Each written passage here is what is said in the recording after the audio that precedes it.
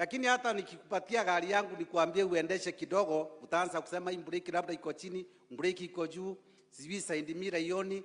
Si waache kidogo ukalie nyumba ama ukae kwa hii gari ujue njia iko wapi, indicator utaweka pande gani, ndio waweze kuongea, na wakiongea naongea na njia utaratibu.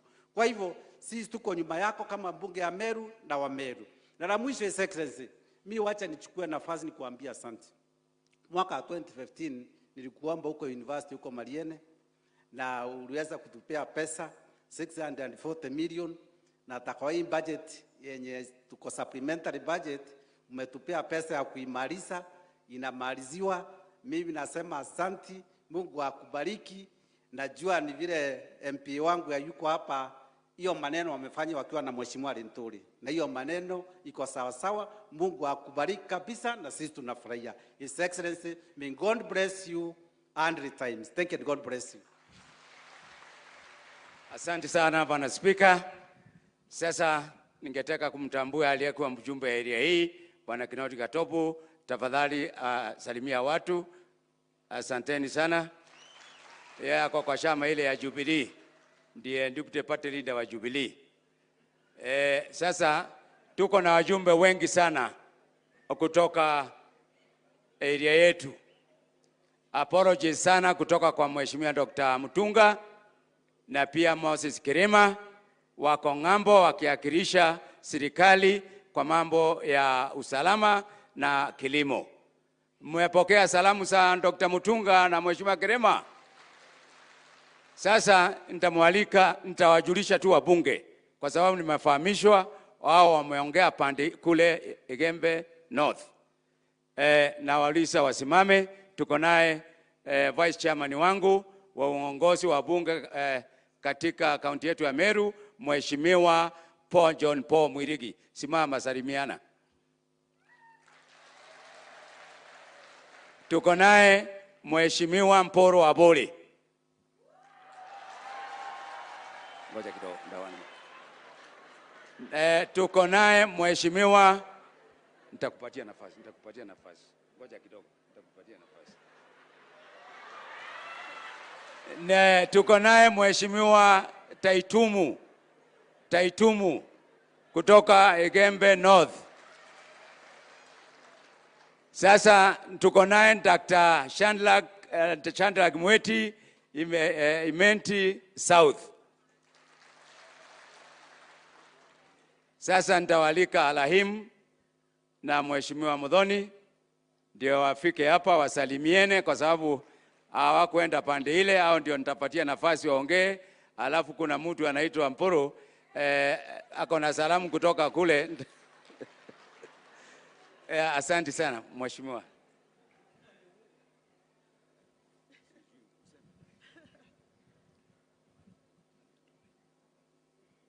Your Excellency, the President of the Republic of Kenya, Dr. William Samoei Ruto, Our Excellency, the Governor of Meru, Kawira Mwangasa, our CS, our Majority Leader, all protocols observed. Mimi naitwa Muthoni Dorothy, na mimi ni msariwa mwenyeji wa Bore na niko nominated. Mimi ni kutoka Roire, nominated niakilishe Bore yote. Your Excellency, I don't intend to say much, but welcome to Bore. These people love you so much. It is the first time they have seen a president in Bore. And allow me, Your Excellency, to say just one sentence in Kemeru. The governor will interpret it as I say. Antoba Bore, ibwa inderwe ne president weto, ae asela number 1. Na uga kare tambe shira shieto hasela fund. Ibo chige tuwe, ibo ko trendi na chio, tore anda Bore number 1 na go trendi na hasela fund. Becha iziga iko daranwa. Bwara ko darachia nubo karachio na bwajo kia Bore.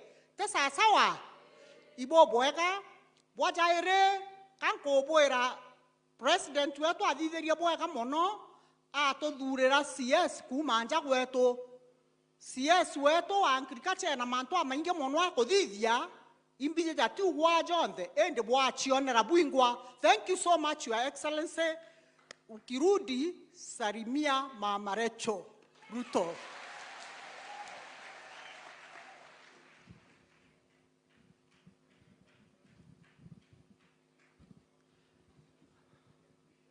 Your Excellency, Dr. William Ruto, our Governor, Your Excellency, waziri wetu, seneta wetu, majority leader, wajumbe wenzangu, katibu wakuu wote wawili wale wako hapa, MCAs na speaker na viongozi wote wale wako hapa, Bwana asifiwe. Toriteni ngoge cha mwadhani? Nisalimieni.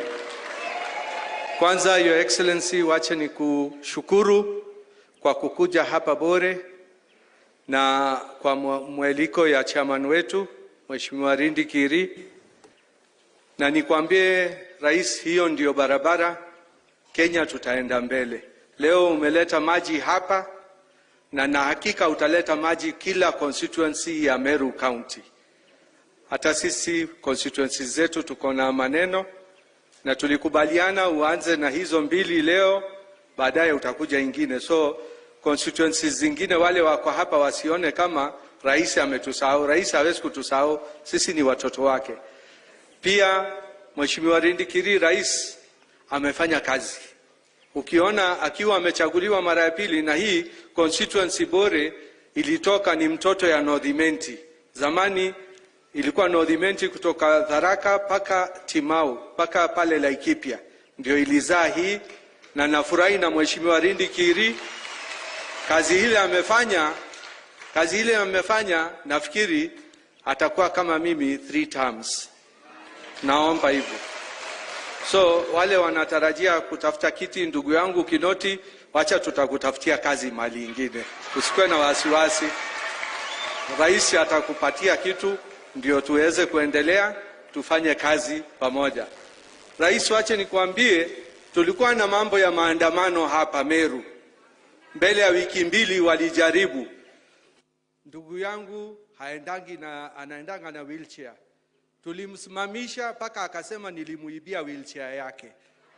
Sasa mimi nilishindwa, rais hakushuka kwa gari, niliiba wheelchair yake wapi? Leo naweka kiwete pale kwangu Meru, wale wamekatwa miguu na mikono na waweka mguu na mkono, lakini siwezi kupigana na kiwete. So wale wanataka kufanya mambo ya maandamano, nimewapatia warning. Meru, North Imenti hawatakanyanga na Meru County hawatakanyanga. Wale wanataka kufanya maandamano, wafanya maandamano kwa mashamba. Hatutaki maneno ingine. Na rais, usiwajibu, utuachie sisi ndio jeshi yako. Tukiwa na Kimani na hapa tukiwa na Rindi Kiri, hawatakanyanga hapa. Na sava, nilisema mapema na nitasema tena, rais hana sava kwake. Wakitaka sava waende kwa IBC ama waende kotini, lakini waacha waangojee 2027 na tuwacharaze tena. Ama mnasemaje? Ndio hivyo. Basi sitaki kuongea zaidi ya hiyo, lakini rais, nikimalizia, najua leo ni kwa ndugu yangu Rindi Kiri. Hata mimi na wenzangu tuko na shida ya maji, tuko na shida ya stima, na kuna shida ya barabara. Mwenye barabara ako hapa PS, ni vile ako kwa kamati yangu, lakini ananilenga pia. Rais, ongea na yeye kidogo. Asanti na Mungu awabariki. Asanti. Tuko na mama county, nimesimia wamesalimiana pande ile.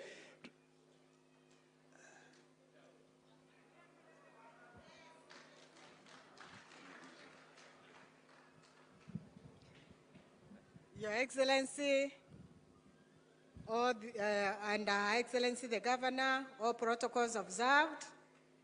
Mimi nimesimama kwa ajili, mimi ndio mama wa Meru yote, sio kama waziri wengine moja moja.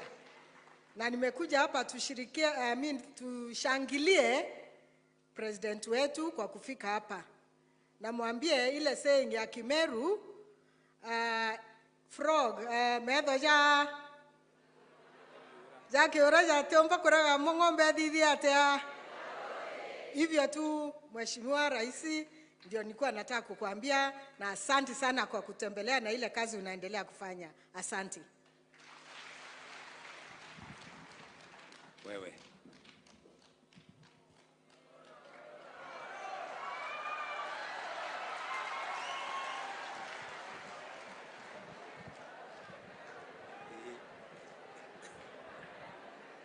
Haya. Tumukumie Yesu Kristo. Turuteni ngogea mwadhani. Bwana Yesu asifiwe. Hebu pigeni Bwana makofi wa Kristo wapendwa. Ngai wakwa ni mnene, Ngai wakwa ni mnene, Ngai wakwa nene na Ngai wakwa ni Ngai. Haleluya. Amen. Ni bwaga mno akristo wapende. Asante sana wakristo wapendwa. Wakristo wapendwa, mimi mwaka uliopita nilikuwa na Raila Amolo Odinga. Lakini tukapigana na Ruto akiwa peke yake Mansolo. Ruto kaniambia mporo mtu abori, nitapanga nyinyi. Ruto akatupanga tukiwa grupu kubwa. Wakati huu wa 2027 hata tukilia, hata tukilala, hata tukiinuka, lazima Ruto apange wa Kenya. Ni kweli ama urongo? Ndipo mimi namwambia Mheshimiwa Raila Odinga, wacha mambo ya maandamano.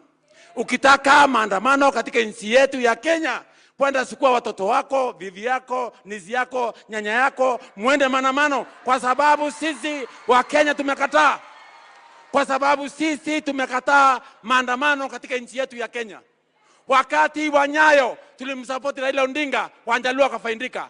Wakati wa Kibaki tukamsupport Raila Odinga, Wanjaluo akafaidika. Wakati wa Uhuru wakasalimiana, Wanjaluo wakafaidika. Meru hakupata hata kitu yoyote. Ndipo nasema kwamba sisi tuko nyuma ya rais wetu William Samoei. Na hakuna shortcut yoyote tukiwa Meru. Hakuna shortcut yoyote tukiwa Meru, kwa sababu William Ruto ana mtoto wa mgongo wala tumbo. William Ruto ana mtoto aliye na mate wala makamazi. William Ruto anaunganisha Wanjaluo, Waluo, Wakikuyu, Wakalenjin, wa Meru, Wakamba, Wagendi, Waturkana na kona yote anaunganisha. Na hivyo mimi nikiwa mpono mtu anasema kwamba lazima nitaenda sambamba na yeye. Kwa sababu ukiangalia katika Meru community, ametupatia PS wetu wa irrigation, ametupatia mti yetu ya kura Bwana Kinoti, ametupatia Bwana Medeka Lintore ambaye ni kiongozi. Sisi wa Meru tunamuimbia, ambaye ni kiongozi, ameongeza Meru mzima. Pigeni Medeka Lintore makofi. Nanto beto tena andro na mto, lakini nimesema lazima nitatembea na Ruto. Kama wewe Raila ulipewa msichana mrembo na Kibaki ukasindwa, ukapewa na Uhuru ukasindwa, ukapewa na Nyayo, hakuna nge mwakombere otenge wa dato otenge wa mwanja otenge wa nana otenge nankara Ruto ngumenyumbano muje karakara yego mene na kwa nto wetu madhani me na nonto oyo ibaba ono mababa oyo muliona njana ngari yetu ya nopeo likunga kwenye Meru area yote ikitangaza mkutano huu, kwa sababu kama baba yangu ambaye amenisaidia kisiasa kila kitu, na baba yetu mkubwa katika Meru community ambaye tuko chini yake ni Medeka Lento. Hakoronge kusindana Medeka Lentore ni kama kusindana njoo ku tema ntubeto na kwa ntu beto tunimana na babwe na nkatangwe na babwe tuko na mudanya na Bwana William Ruto. Sisi watigani tunakualika Tigania. Umeenda Gembe wamekuona, umekuja Imenti wamekuona, Tigani imebaki, lakini najua wewe ni mwanaume na mamoja. Na kwa ntu beto kuna kalwemo kama kero kaina no tuwaraka. Mbuna kalwemo kero kawa atere.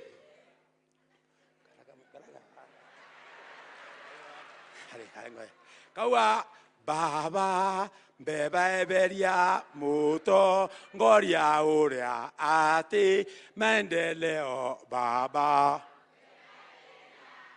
Yani tuondolee kiongozi ambaye ana maendeleo. Na ndio kwa tere evirwa ni mwana baba tuchokerie evirwa ni mwana aethirwe nĩ Ngiri, aethirwe nĩ Raimu, aethirwe Kathuri, aethirwe Mĩthika, aethirwe Mwirigi, aethirwe nĩ Mwĩti, aethirwe nĩ Mpũrũ, aethirwe Ithaitumu, aethirwe nĩ Ruto, aethirwe Mũrogi, aethirwe nĩ Mwamba, aethirwe nĩ Raila.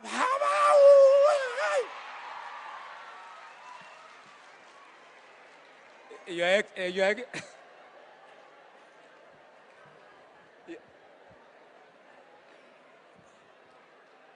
Excellency, that in our community we have entertainers, and if I didn't give him, you'll be having very bad dreams at night. Your Excellency, wacha nimalizie. Mimi sitaki kuongea sana. Wewe uliniambia nisiongee sana. Na uwe unanisima haraka sana. Leo utanisima, mimi ndio takusima. Leo utaondoka mpaka usikie maneno ya hao watu wa Bore. Kwa sababu utaniashia shida. Hao watu ni watu wako. Hii area, Your Excellency, tunapakana la Laikipia na Isiolo. Hata ukitafuta manyumba na ndege huko juu, utaona 2 ama 3. Hiyo ingine huko chini. Hapa ni jangwani. Hawa hawajapata mvua kwa miaka 5 area hii. Kwa hivyo hii mlandi ndio peke yake ya kukunywa maji na ya kupanda mimea kidogo kidogo. Na mimi nataka nishukuru waziri aliyekuwa wa maji, Mheshimiwa Shelugui. Mheshimiwa Shelugui ndiye alisema tukuje tuangalie mambo ya shida ya maji pande hii, na ukamtuma 2019. Na alikuja na chairman ako hapa wa Umulandi. Ako wapi bwana chairman? Haya kuja. Rais anataka usalimiane kidogo. Umulandi, Your Excellency, wakati ulinituma kwa Shelugui, hawa nikaenda nikachukua proposal nikapelekea bwana Mugambi, ako hapa. Huyu ndiye aliandika hiyo proposal, na hiyo proposal tukaipeleka pale kwa National Irrigation Board wakati huyo, na tukapatiwa pesa. Lakini unajua tukaingia mambo ya handshake. Ikawa sasa vuta ni kuvute, nikasema Mungu atatuonekania na wewe ndio utakuja kupatiana maji, na umefika leo. Chairman, dakika moja tu peke yake.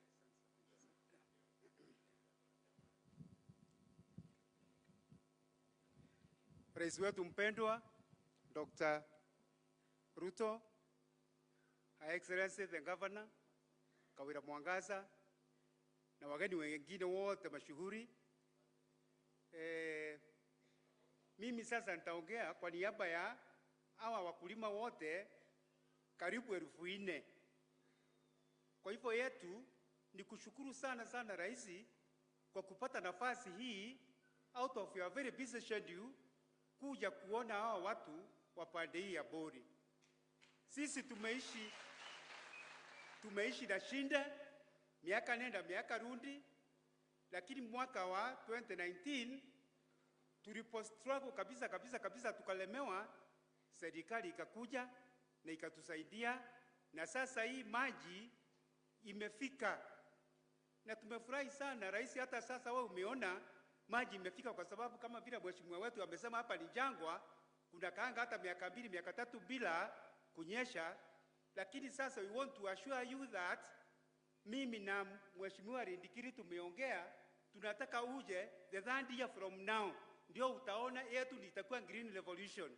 Ukipita na barabara ndio utaona ile impact, ambapo ulikuja hapa to launch ndio utaona impact kweli enyewe, kwa sababu tutakuwa tumeconnect sasa kila mtu. Ya pili, hii mradi ni kubwa kabisa, na kitu kikubwa kiwezi kukosa challenge zake kidogo kidogo hapa. Kama vile Mheshimiwa Mwirigi amesema, MCA wa hapa, maji haijatosha, na mimi maombi yangu ni kwamba because sasa we are food deficit, tutakuwa food surplus wakati huo mwingine after 3 years ukija, tutakuwa food surplus. Hata sisi tuanze kusambaza chakula pande nyingine, pande ya sisi tupatiwa tuwe tukisambaza chakula pande nyingine. Na tunataka kuingilia sana mambo ya horticulture, mambo ya vitunguu, mambo ya mboga, mambo ya horticulture yote. Uwanja wa ndege uko hapa, hata sisi tunaweza hata kuexport kutoka hapa iende ng'ambo. Vile ningeuliza Mheshimiwa Rais ni kwamba as you make your immediate ama the medium term plans za kutuongezea maji, ningeomba through your ministry ya maji utuongezee boreholes. Pale maji haijafika utuongezee boreholes. Nilikuwa nimeandika proposal kama tupatiwe na ministry ya maji boreholes 10 through National Irrigation Authority. Wakatupatia boreholes 3. Kwa hivyo sasa tumepatiwa 3, sasa kuna zingine 7 zimebaki. Kwa hivyo Rais, mimi ningeomba utuongezee hizo 3 ziwe 10 ili ziende pale nyingine ya chini kidogo, Your Excellency. Na sina mengi, yetu ni kushukuru sana. You are just a good person effortlessly. You don't put effort to be a good person. You are just a good person naturally. Kwa hivyo tusaidie pale itawezekana. Thank you very much, sir. Asante Your Excellency. Sasa namalizia kabisa. Your Excellency,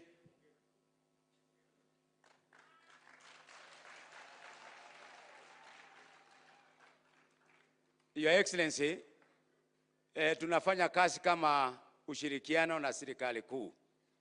Tuko na Madam DCC ambaye ako na kikosi ya machiefs wote wako hapa, na ma-ACC wako hapa. Tuko na Madam Josephine kutoka Bole East, kuna Bwana Labat Langat kutoka Bole West, na wanaongoza ACC wao wako hapo, na pia machiefs wao. Tunafanya kazi nao kabisa. Hapa wako sawa. Hawa wako sawa, Your Excellency. Your Excellency, sasa area hii nataka utoke hapa saa 1 ndio usitake off, kwa sababu hatuna stima. Sasa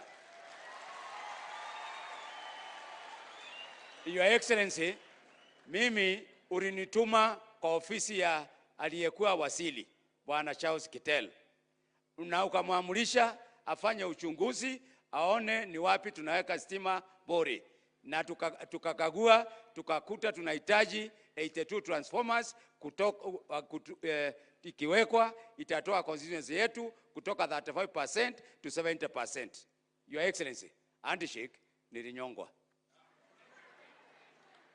Sasa nimeambiwa hakuna pesa, na najua hakuna pesa, lakini kuna muhimu ile 35 ambao hiyo tukipatiwa bore itakuwa tumefika at least 45%. Right now, Your Excellency, it is only my constituency which is below 50%. Na to bring us up to 50%, naomba kwa unyenyekevu. Na ndio kwa sababu nimeambia Kimani Ichung'wah, huyu mtu hata ingia maandamano kwa barabara kwa sababu atanikatishia stima. Your Excellency, hii area it has a problem. Pale unasikia watu wa Bole wanauawa na majambazi, na pia Dofu ni area hii. Hapa hatuna barabara ya security, tuko na shida. Naomba tuangaliliwe hiyo, hata kama ni Malam, kuna area kutoka hapa juu kwa kufika mpaka maili 7. Naomba tuko na barabara 4 ya Malam, hiyo ikiwezekana tutasaidia. Your Excellency, tuko na barabara ambaye tulitafuta kutoka kwa Allied and Sub-Saharan Land Program, inakuwa funded na European Union, lakini wakati tukaingia tena wakati wa handshake ikafinyiliwa. Ni ya kutoka pale inaitwa maili 10 mpaka Timau, lakini sasa wamerudi. Engineer Kinoti Wakula anaijua hiyo barabara, kwa sababu nilikuwa namwambia nifuatilie isipotee. hiyo iko hapo. Hiyo ingine ile ulipromise watu kutoka Kerua kwenda mpaka Gitolo, hiyo pia iko. Wewe ndio utajua vile utajitoa kwa hiyo shida, kwa sababu uliniambia nikupeleke pale uone pale DCI Kinoti anatoka, alikuwa area hiyo, na ukasema hiyo barabara utatusaidia, lakini najua vile maneno iko na shida kidogo. Vile vile Your Excellency, tuko na 78 battalion hapa na wanafanyanga corporate social responsibility. Tuko na shida ya barabara sehemu hii, tuko na shida, kuna mashule sehemu hii, tuko na shida ya maji sehemu hiyo, na najua KDF wanasaidia. Vile vile kule Onteleli, unajua tuko na school of modern warfare, na wewe ndio amiri mjeshi mkuu. Barabara ile nimeweka maram, barabara mbili, hiyo ndio imekuwa ikitumika na wanajeshi, na sasa karibu imeharibika kabisa na sina pesa nyingine ya kurekebisha. Kwa hivyo naomba pale utusaidie vile vile hiyo. Sijui kama utafika pale na maram ama utaweka rami, lakini mdosi hawezi tembea kwa maram. Mimi naomba hiyo barabara uhakikishe iende hapo. That's a very serious organization. Tutakuwa na Chief of Defense Forces on Wednesday na tutaongea maneno ya hiyo barabara. Vile vile Your Excellency, security. Tuko na kambi yetu hapa dogo inaitwa Kadhale. Madam DCC anajua, Bwana Mlabat anajua, iko shida sana. I am pleading with you that this is considered to be a parliamentary unit, kwa sababu itasaidia area hii. Na hapa kwa sababu ya ujambazi na mambo ya madawa ya kulevya na pombe ambayo inatoka Ethiopia, tunaomba hii station, Your Excellency. Vile vile Your Excellency, mambo ya animal conflict, hiyo tuza kusumbua. Tumeenda na Kadhuri na Bwana Lentori pale KWS, na kwa Wisala tunajalia kusaidiana na Bwana Lentori ndio tukamilishe hiyo. Lakini ya mwisho, Your Excellency, umetuhakikishia mambo ya damu mbili hapa kwetu Bori. Tuko pigeni makofi. Tuko na damu ngapi? Ile kubwa, si ndio? Ile inakujanga na billions, si ndio? Vile vile Your Excellency, tumeshikana na gavana wetu. Your Excellency, tumeshikana na gavana wetu, na tuko na hospitali mbili katika constituency yetu. My constituency is 2 sub-counties, Bole East and Bole West. Na tuko na hospital pale inaitwa Timau. Hiyo hospitali, Your Excellency, kaira karatasi nikupatia, naomba tafadhali. Tuko na nyumba kidogo lakini vifaa hatuna. Vile vile tuko na farm hospital Bole East. Hiyo ndio itatusaidia pande hii. Na pande hii tuko pia na hospitali inaitwa Kitimene. It was gazetted as level 4 hospital kitambo, na andamshua gavana Kiretu anajua, lakini it has never taken off. So kwa hiyo tatu, tafadhali, hii kutoka Timao watu lazima wanaenda 88 kilometers Meru town. Hiyo na hii ingine wanaenda 45 kilometers Meru town. Kwa hivyo naomba utuangalilie hiyo. Nikushukuru. Sasa nimalizie. Barabara kutoka Ruiri mpaka Isiolo. Asante sana ndugu. Imekuwa mwa. Sasa nikuwa hata karibu nikuite ukuje ufungue. Vile vile ile ofisi ya DCC ambayo uliniambia ukaambia ijengwe wakati ule kabla mambo hayajaribika, imekamilika. Nilikuwa nataka ukuje ufungue. Asanteni sana. Nimefurahi. Watu yetu, si maji itakuja? Mmefurahi? Your Excellency, Kerua TVET, thank you for your call. The 18 million shillings that we had promised, hiyo tupatiwe ndio imalize ile laboratory, library. Na mengine mingi. Mimi ni mtu wa mkono wa William Samoei Ruto. Si mliniambia nikufe na yeye? Si mimi nilikuwa chamani wake ya nyumba 10 pale? Mkaniambia mzee akiguswa mtaleta fujo. Si nimefanya kazi yangu? Si afadhali nirudishiwe uoko? Si namna hiyo? Si mnipigia makofi basi? Si namna hiyo? Kabla mheshimiwa kuja Bwana Kadhuri Moronge. Nyinyi ni watu wazuri, si ndio? Sisi ni watu wazuri. Tuseme Ruto afanywe nini? Tuseme Ruto afanywe nini? President afanywe nini? President afanywe nini?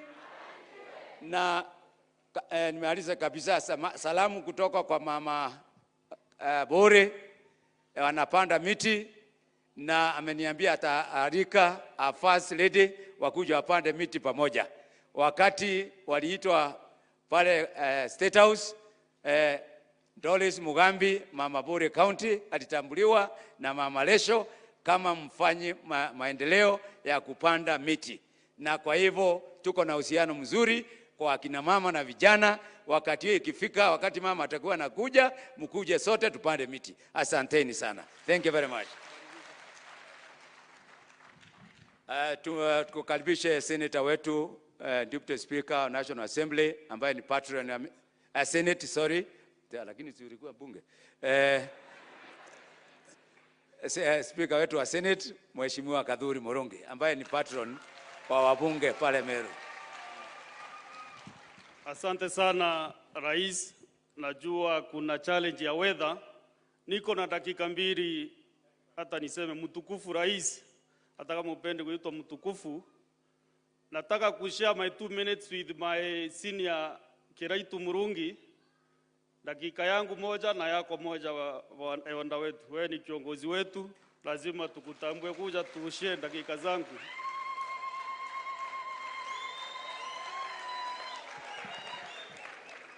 Na Bwana Kiraitu Murungi, Rais, asante sana. Tumeona umechagua kuwa chairman wa National Oil Corporation. Kwa hivyo tunashukuru, tunaona unaendelea kuangalia Meru. Karibu Mheshimiwa. Asante sana senator wetu, Excellency President William Samoei Ruto, our governor Madam Kawira Mwangaza,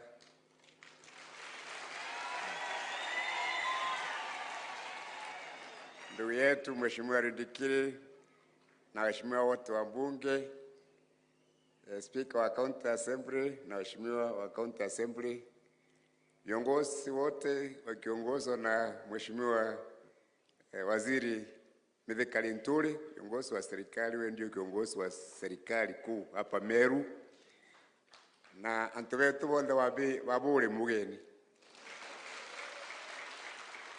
Bwana asifiwe. Nisalimieni tena. Asanteni sana. Mimi leo sina maneno. Mnajua mnipeleka nyumbani. Sidio? Na sasa mimi niko nyumbani. And in politics they say out of sight, out of mind. Lakini sasa, I want to thank His Excellency the President, because even if he doesn't see me, amenikumbuka. And he has made me the chairman. Now the chairman of the National Oil Corporation, the company ya mafuta ya Kenya. So nilituma watu fulani kidogo wanisaidie kusema asante. So mimi ni dereva wa basi, niko na chairman wa basi Kivuti, tafadhali kuja hapa na vice chairman Felicity. Hawa ndio tunaendesha basi na wao.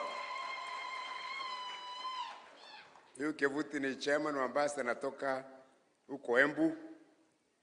Felicity ni hapa Tigania, she's the vice chairman. Sorry, mimi ndio nilikuwa na makosa. Tuliendesha basi ikaingia kwa mtaro. Lakini si ukiingia kwa matope unaita watu wengine na kusaidia kutoka huko. I want to thank His Excellency the President. Ndiye ametuokoa pale tulikuwa tumekwama kwa mtaro, sasa tuko kwa barabara. And I want to assure him, sasa tutatembea hii safari pamoja. Na tutoki kwa barabara tena, sidio? I want to tell you, hii mambo ya maandamano, wale watu wanajua mambo ya maandamano Meru hii ni wawili. Mpuru Waburi na Kiraitu Murungi. Na tumekuwa na hiyo mtu wa maandamano since 1992. Hata ugali tumekula sana huko. Lakini kuna siri kidogo ningetaka mjue. Mtu wa maandamano is always a government person. Ako kwa opposition but is also always in government. Tulikuwa naye tunapambana na Moi. Lakini si aliingia kafuta Kamodho kazi akawa secretary general wa KANU. Akaingia kwa serikali. Si ndio? Serikali ya Kibaki si alikuwa prime minister. Si ndio? Ya Uhuru si alikuwa na handshake akaingia ndani. Hii maandamano hakuna maandamano inafanywa, ni mtu anafanya application ya kazi.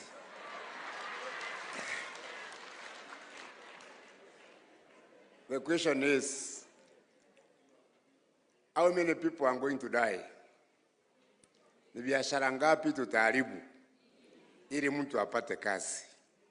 So Kimani Ichung'wah, hiyo ofisi mmesema mtatengeneza hapo mbunge, tafadhali harakisha. Mtu apate kazi, maandamano ikwishe. Hiyo tu. So I don't want to talk beyond that. I know kuna shida kidogo ya mafuta, lakini boss, I'll try my best to make sure kukusaidia tu. Si hata umepata bankrupt government na unasaidia, hata sisi tutakuunga mkono. We will make sure that this is the most successful government that this country has. So niruhusu tafadhali nimwambia, the most important thing in this world ni urafiki. Tafuteni urafiki. Lindikiri, tafuteni urafiki. Because mkiwa na urafiki na mtu, hata kama hana pesa, ataomba pesa mletee hiyo maji mnatafuta. Mkiwa na urafiki, hata ngamia nyingine inasumbua watu hapa itatolewa. Are we together? So now with those few remarks, allow me to ask the chairman and the vice to confirm that Mbasi sasa iko kwa KK Kenya Kwanza na hatutatoka tena. And William sisi hataki kuita watoto wa kando. We want to be the real children wako kwa nyumba ndani. Okay, asanteni sana. Bwana Kivuti, Bakelia na Kiembu. Your Excellency, the President, William Samoei Ruto, and all protocols observed, Mimi, I'm here from Embu. Asante Mheshimiwa Senator, Mheshimiwa Rais, na watu ya Bore, amjambo. Salimeni ya hewani, Bwana Yesu asifiwe. Asante. Nimesikia mkisema mambo ya handshake hamtaki, ndio mmesema? Mnataka hamtaki? Hebu rudieni tena rais asikie. Ati hamfanyi nini? Sasa Mheshimiwa Rais, umesikia watu ya Bore. Na ni Kenya mzima wananchi wameamua mambo ya handshake hawataki. Wanataka hii maandamano ya shambani. Na nataka nikubaliane na chairman wa huu mradi ya kuwa tumesikia wengine wakiongea mambo ya revolutions, lakini chairman wetu huyu mzee ametuambia mambo ya the green revolution. Revolution yenye itahakikisha ya kuwa the cost of living imeshuka chini, sababu wakulima watakuwa wameandamana kwa mashamba wakitoa chakula kwa wingi ifike kwa masoko. Na chairman pia akatuambia ya kuwa miaka ijayo chakula itatoka hapa kwa airport ikienda nchi za ng'ambo. Lakini chairman, wakati nimekusikiza nikasema hata hautaanza ng'ambo, utaanza kwa wale watu wa maandamano. Sababu wakirusha mawe kwa barabara na nyinyi mnarusha jembe kwa shamba. Tutoe chakula, tuzalishe chakula kwa wingi ili tuuze, si ndio? La pili, Mheshimiwa Rais, nimemsikiza mzee wetu, rafiki yetu mzee Kiraitu, na amesema vizuri wanajuana na yule mzee wa maandamano. Na amesema ametuma application kwako ya kazi. Lakini hiyo application, Mheshimiwa Rais, nataka nikuambie hiyo barua niliiona na nikaishika na nimeirudisha back to the sender. sababu mambo ya nusu mkate hao wananchi wamesema hawataki. Mambo ya handshake wamesema. Sasa kama ni application ya kazi kwa serikali ya Kenya Kwanza, hiyo tumesema back to, na hiyo nimerudisha kwa senda, tumrudishie. Na najua imefika, na ujua imefika. Nimeona statement ametoa akijibu makasisi wetu, the Conference of Catholic Bishops. And you know, Your Excellency, wonders never cease.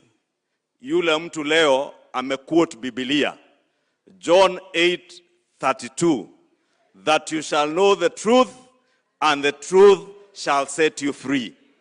And I want to tell our friend, the former Prime Minister, indeed, a time shall come when you shall know the truth, and the truth shall set you free. And that is why we have told you, Your Excellency, as you called on us to talk through the bipartisan engagement in Parliament, and we said we are ready to talk, and we have invited them to bring all their issues to the negotiating table, including that issue of opening of servers. And I want to tell the former Prime Minister, we are not apprehensive, we are not sensitive to the issue of opening servers. We have only told you President William Ruto has no key to the IBC servers. The people of Kenya don't hold the keys. Wale watu wa biashara Nairobi hawana funguo ya server. Musiende kuharibu biashara zao ati mnataka server ifunguliwe. Come and bring your issue ya kufunguliwa kwa server kwa meza. Sisi tuko tayari kuwasikiza, tukiweka commissioners wa IBC, tuko tayari muongee na wale commissioners, tuulizane hii server iko wapi huko kwa IBC, mfunguliwe, muone ukweli, na ukweli ni kuwa hapa Bore na Kenya mzima watu walipiga kura kwa wingi wakapigia William Samoei, na huo ndio ukweli. When that server is opened, my brother Raila Odinga, you shall know the whole truth, and that truth will set you free. That on the 9th of August 2022, the people of Kenya elected William Samoei Ruto as their president for a term of 5 years. And that is why we have asked you to join the rest of Kenya in maintaining peace and ensuring that if you have issues, bring them to the table. We discuss all the issues you have. Do not take your issues to the streets. Do not take your issues to demonstrations that are violent. And I have seen you deny that the Catholic bishops are characterizing your demonstrations as violent. It is not our bishops. Kenyans know that in your history, you have never had a single peaceful demonstration. Na ndio tumekuambia mambo ya fujo waachana nayo kwa heshima. Au sio watu ya Bore? Nyinyi muko kwa maandamano ama kwa maendeleo? Maendeleo ya mashamba ya hii ya irrigation Mheshimiwa Rais amekuja kufanya. Kwa heshima kuu, Mheshimiwa Rais, naomba sasa unikubalie nimuulize governor wetu, mama wa nguvu, mama wa kazi, mama Kawira Mwangaza, aje atuongeleshe. Asante sana governor, karibu.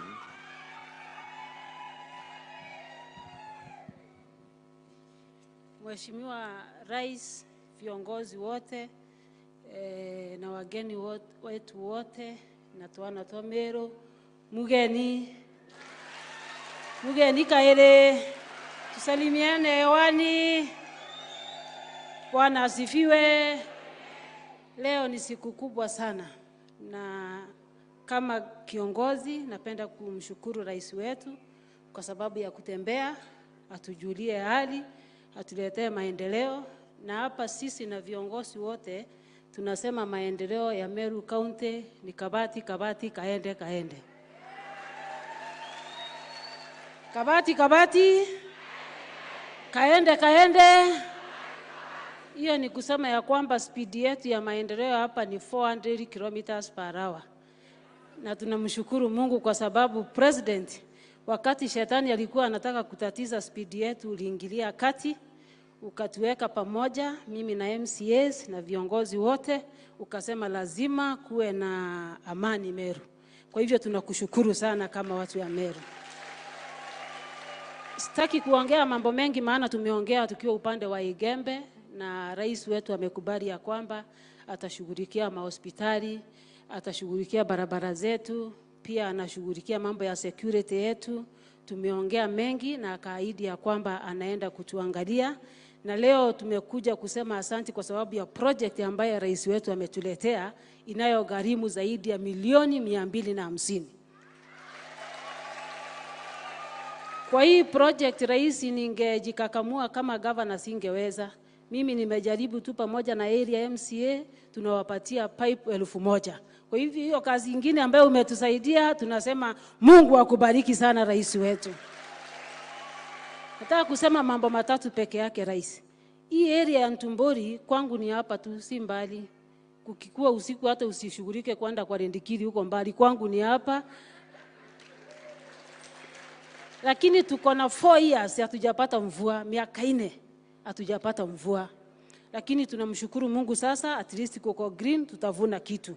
Kuna hii area yetu bwana rais ambayo ni Ntumbori, iko ndani ya Kiberesha ward. Kuna Nkando ambayo iko ndani ya Kerua Nari ward. Kuna Ndunyuruma iko Ruirero Rera ward, na kuna Momoi Kianjae.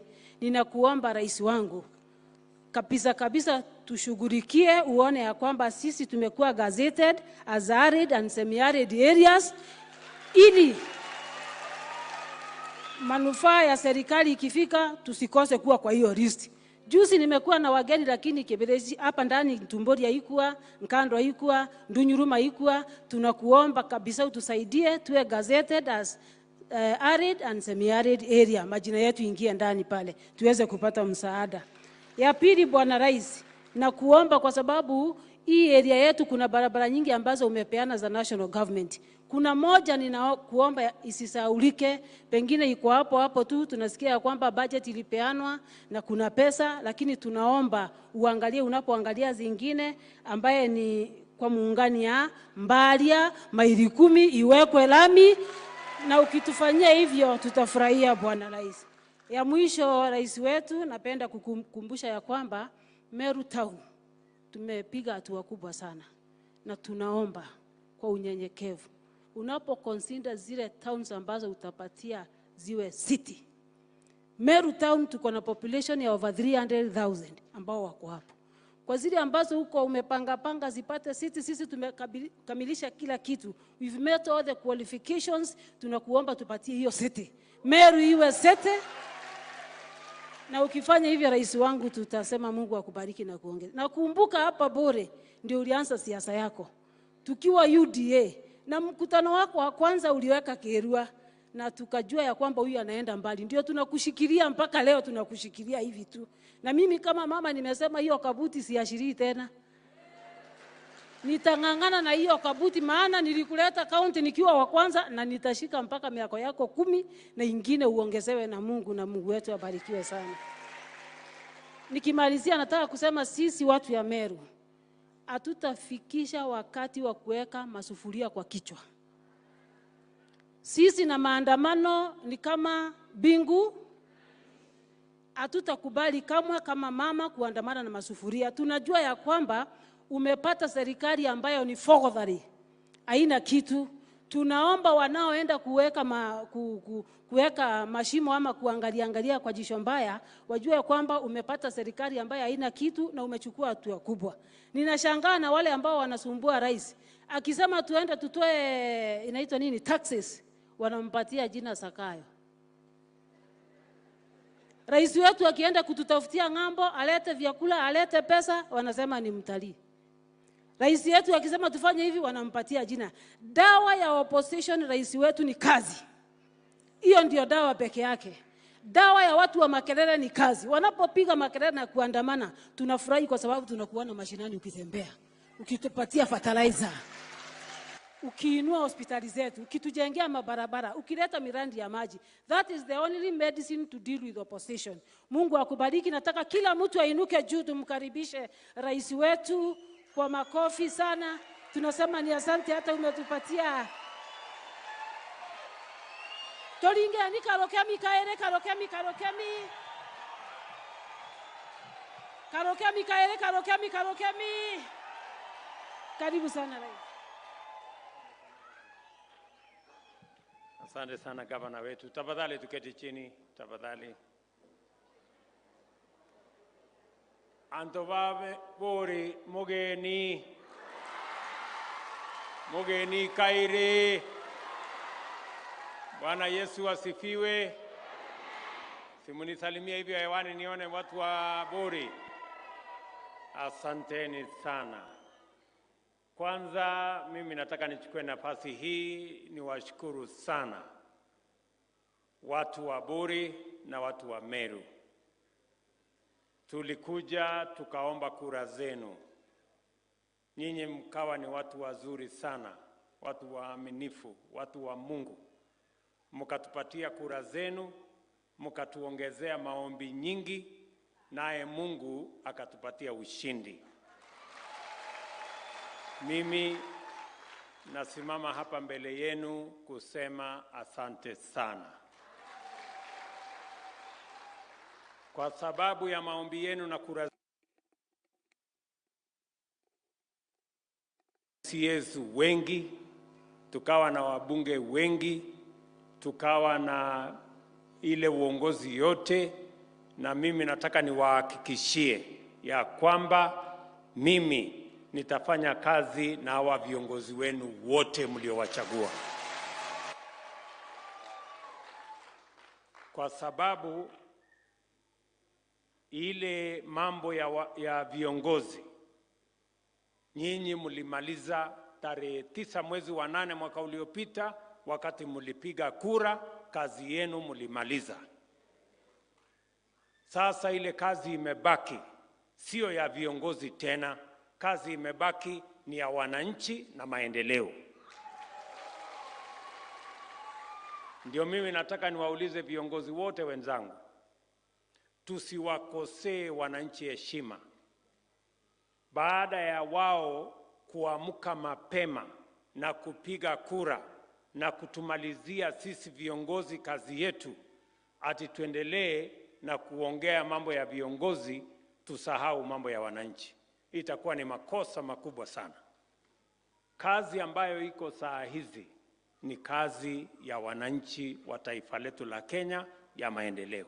Na ndio mmeniona nimefika hapa leo.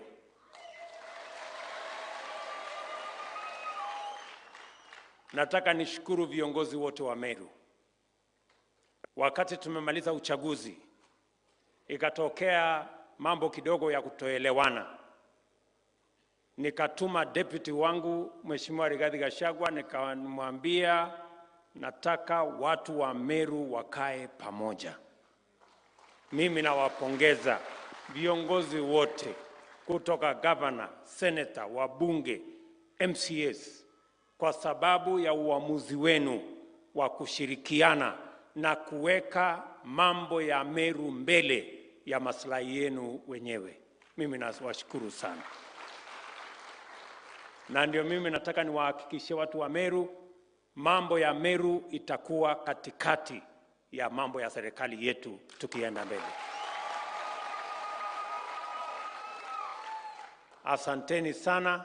Leo mimi nimefika hapa kwa sababu ya mradi huu ya mambo ya irrigation. Kwa sababu ndio njia tutasaidiana na wakulima kuzalisha chakula ya kutosha, kuzalisha mazao yenu, ili tupate chakula, tupate mazao na tutumie kilimo kuweka pesa kwa mfuko ya mkulima. Hiyo ndio agenda yetu. Hii mradi tunafungua hapa leo ni ya shilingi milioni 280 ya wakulima zaidi ya 3,000, na kupitia kwa mradi huu ekari 2,000 tutaweza kunyunyiza maji, tuzalishe chakula na tubadilishe Buri na tubadilishe Meru na Kenya. Iko katika mipango yetu, kwa sababu vile niliwaeleza, mpango yetu kwa miaka 5 ijayo ni kuongeza sehemu ya kuzalisha chakula kupitia kwa irrigation kutoka ekari 1670 mpaka ekari 1.5 million in the next 5 years. Leo tumepata ekari 2,000, so imebaki ile ingine. Mimi nataka niwahakikishie katika hiyo safari ya kuzalisha chakula kupitia kwa mambo ya irrigation, vile chairman wetu Bwana Kenywa ameuliza hapa, na nimetembea kwa mzee Mutwiri hapa juu kwa shamba yake, na nimeona ile bidii yako naye na mke wake na familia yake. Mimi nataka niwahakikishie wakulima wale wengine kama Mutwiri, kama chairman wetu wa Kenywa hapa, ya kwamba hii mradi ambayo tumekuja kuianzisha leo hapa Meru tutawaongezea milioni ingine 500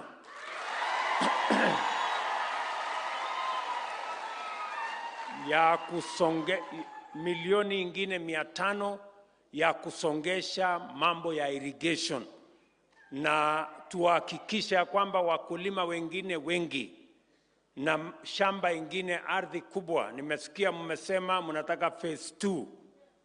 In the next 2 weeks tunatangaza kandarasi ya shilingi milioni 500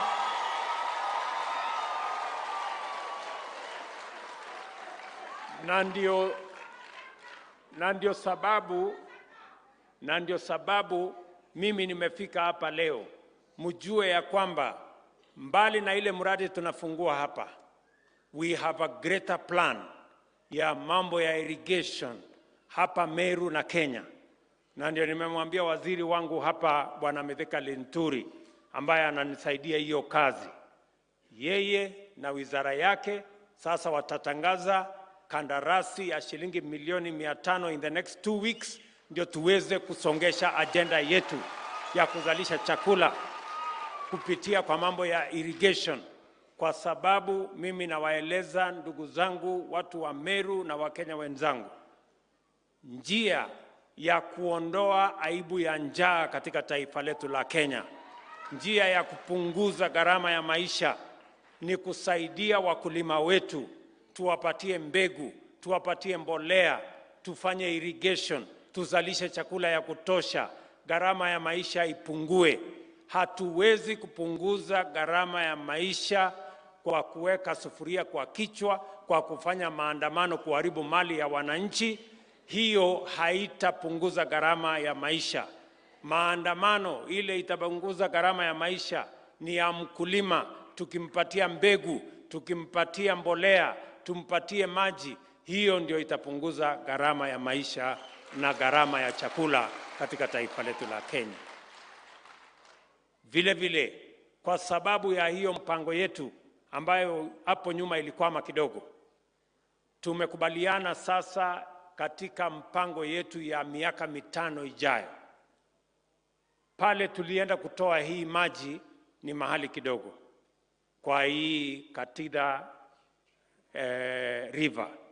Mimi nataka niwatangazie watu wa hapa ya kwamba sasa kwa ile mpango ya dams ambayo tutajenga Kenya, na mmesikia mimi nikitangaza ya kwamba tutajenga dam 100 Kenya, zile kubwa. Kati ya hizo dams 100, 8 itakuwa hapa Meru County.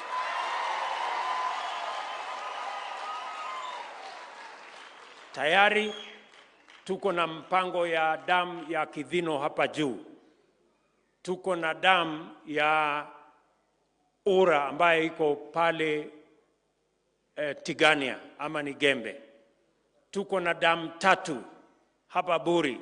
Tuko na dam ya Timau, tuko na dam ya Sirimon, tuko na dam ambaye tunaita Nkobo na Ngarinaidhi. Sio Ngarinaidhi. Hiyo dam iko hapa Buri na italeta maji Buri, itapeleka maji Tigania na itapeleka maji mpaka ifike Igembe. Mimi nataka niwaambie mipango yetu ya kubadilisha hali yenu ya maisha, kwa sababu najua hapa mnaita Ndomburi. Hapa Ndomburi,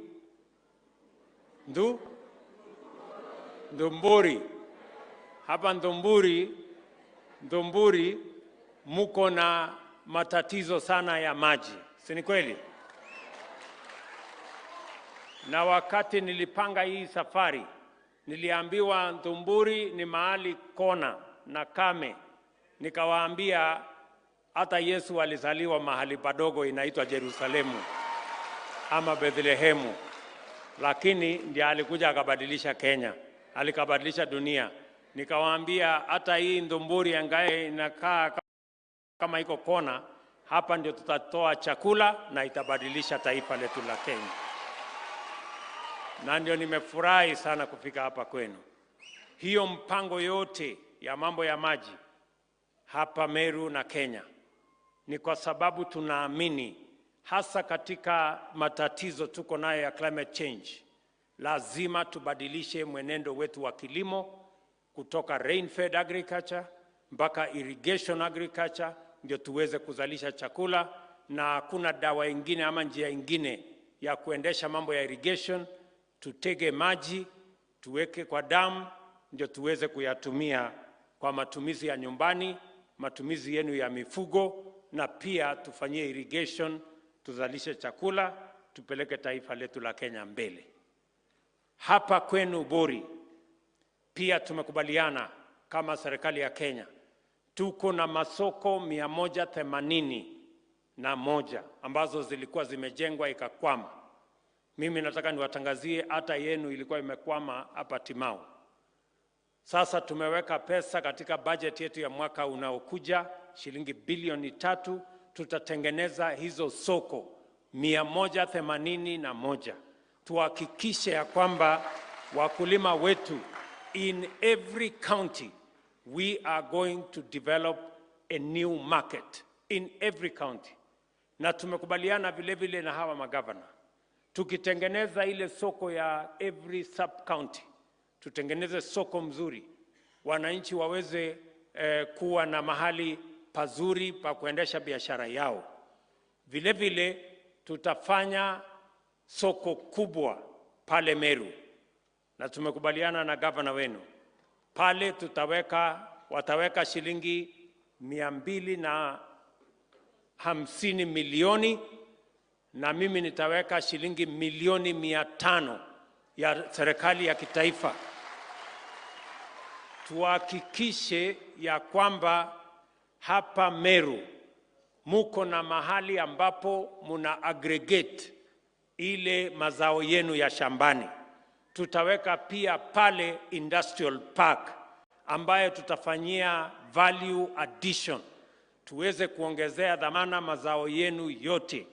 Na tuhakikishe kwamba mabrokers na wale cartel wanasumbua wakulima, tunawamalizia, tukutane na wao tukiwa tumeaggregate mali yetu na walipe bei ya sawasawa.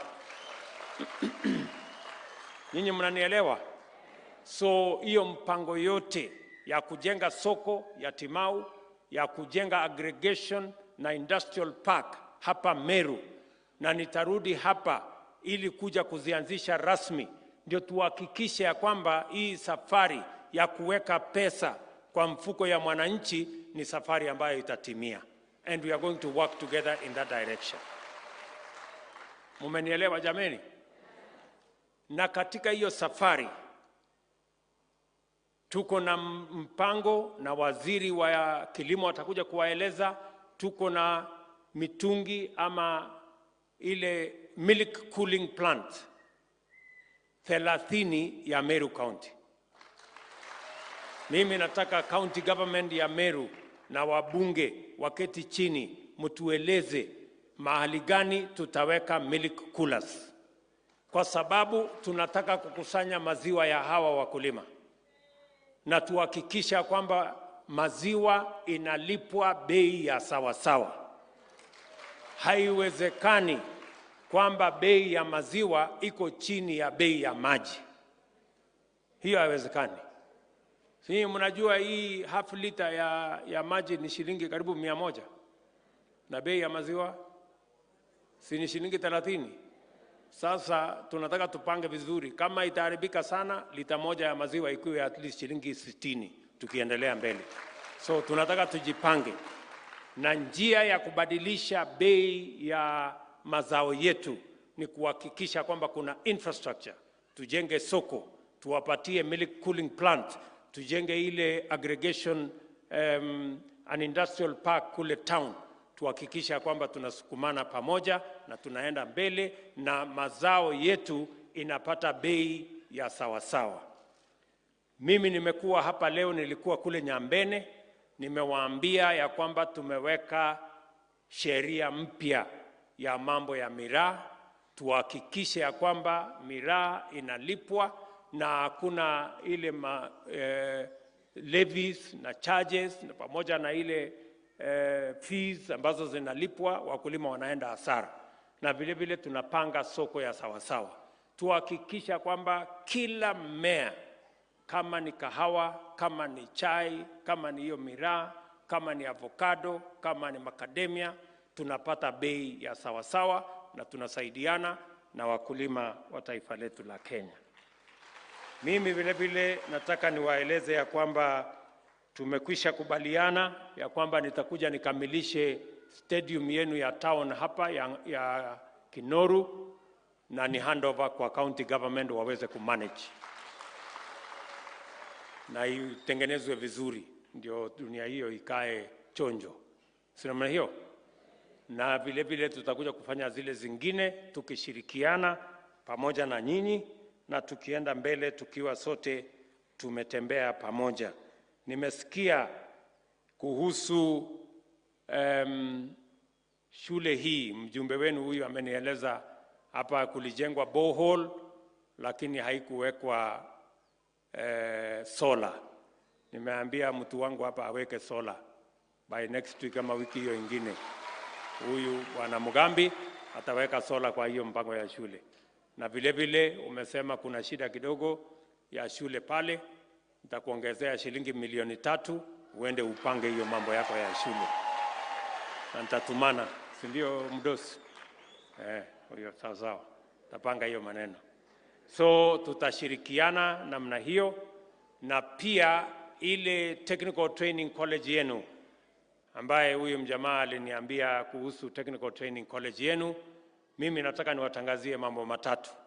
Ya kwanza, nataka niwaambie tunawaajiri walimu wengine 1,300 ambao watakuja kutusaidia katika hiyo technical training college, zikiwemo zile zingine zote za taifa letu la Kenya. Jambo la pili, tunaongeza pesa kama serikali ambayo wanafunzi watakaosomea katika hizo technical training college, tunaongeza capitation na tunaongeza loan, ndio masomo pale wananchi ama wanafunzi wetu wasipate matatizo ya masomo ipatikane sawa sawa. Na jambo la tatu, tutaongeza pesa ya infrastructure. Usikuwe na wasiwasi mheshimiwa, tutapanga ili mambo yako iendelee sawa sawa. Na nilikuwa nataka nimwambie mbunge wetu wa kutoka kule Igembe North, bwana Taitomo, nilisahau kukuambia ya kwamba hawa wanafunzi wa shule ama Technical Training College ya Kaelo, vile vile tawapatia shilingi 500,000 muweze kujenga madarasa ya hiyo Technical Training College ya pale Kaelo. Huyu ameomba 20,000,000, nitampangia, tuendelee namna hiyo. Tunaelewana jameni? Nia yetu ni kuhakikisha ya kwamba tunapanga miradi ya maendeleo, tunawapangia mambo ya barabara. Nimesikia kwa kirefu mjumbe wenu ameongea kuhusu barabara, na nimekuja na PS wangu yuko hapa. Huyu anaitwa bwana Mbogwa, ndio principal secretary ya mambo ya barabara. Hajakuja hapa ni kama mtalii, amekuja kusikia mambo ya barabara zenu iko namna gani. Na vile umesema amenakili vizuri na tutaipangia. Tunaelewana? Tunaelewana bwana wadosi? Ndio tuendelee pamoja.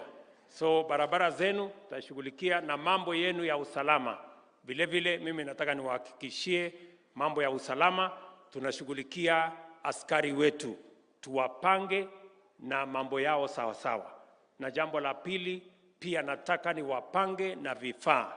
Nimewapangia pesa ya kutosha ya kununua vifaa ya kukabiliana na wahalifu na wakora na wale magaidi, tuhakikisha kwamba usalama iko katika taifa letu la Kenya, ndio wananchi washughulike na mambo ya kilimo, biashara, maendeleo, ndio Kenya iweze kwenda mbele, kwa sababu hiyo ndio nia na ndio mpango yetu. Kwa hivyo watu wa Buri, mimi nimefurahi sana. Nitarudi hapa Buri, tuko na milioni 100 ya kukamilisha soko yenu ya cold room pale, hiyo facility. Mimi nitakuja hapo nikikamilisha in the next 2 months hivi. Either nitatuma waziri ama nitakuja mwenyewe nikuje nianzishe rasmi, mupate mahali ya storage na pia cold room, mahali mnaweza kuweka mazao yenu ndio isiharibike, ndio tuondoe ile inaitwa post harvest losses, tuhakikisha kwamba mazao yetu na mapato yetu ya shambani inashughulikiwa vizuri. Mwisho, mimi vile vile natumana next week mambo ya housing program ya Meru County, kwa sababu tunataka kujenga awamu ya kwanza manyumba 3,000 ya Meru County, na tunahitaji katika hiyo program ya housing tunahitaji vijana karibu 7,000 ambao watatusaidia kwa hiyo mradi. Tunahitaji masons, tunahitaji carpenters, tunahitaji electricians, tunahitaji plumbers na wale wengine wote wenye ujuzi tofauti tofauti, yale mnafundishwa pale katika Technical Training College, ndio watusaidie katika hiyo mradi, watu wapate mahali pa kuishi pazuri, lakini zaidi tuwapangie nafasi ya ajira, kwa sababu tulikubaliana na nyinyi tupange mambo ya ajira ya vijana wetu.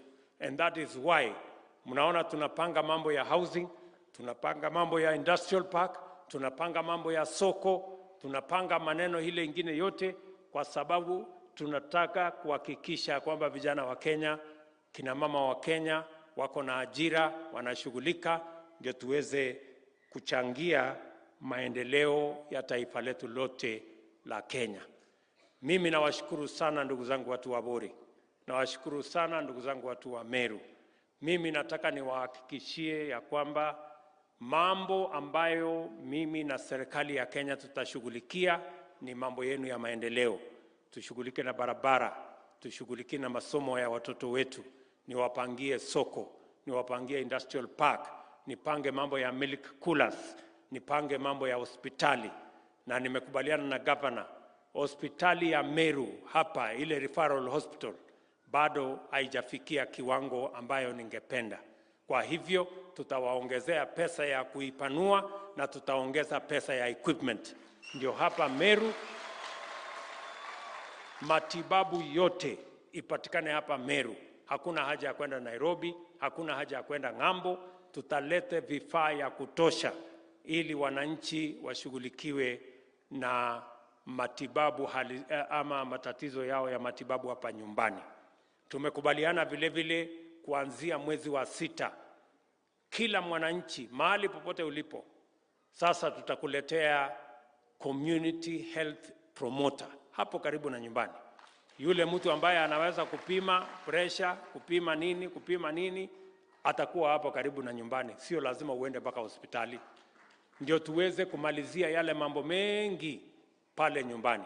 Na hawa community health promoters tutakubaliana na county vile tutawalipa ndio waweze kufanya kazi hiyo. Mimi naona wengine pengine wako hapa. Hawa ndio tuwashughulikie pale manyumbani. Kila boma, watu ama familia 50 tunawapatia community health promoter mmoja, ambaye ndio tufuatilie mambo yenu ya afya na tuhakikishe ya kwamba afya inapatikana karibu na wananchi kupitia ile mpango yetu ya community health promoters na vile vile universal health coverage ya Wakenya wote vile niliwaahidi. Kwa hivyo mimi nawashukuru sana, nimefurahi sana kufika hapa Meru, nimefurahi sana kufika Buri, mimi nawapenda sana, Mwathani amurathime. Mungu wabariki jameni. Ama ningesema Murungu abudharime.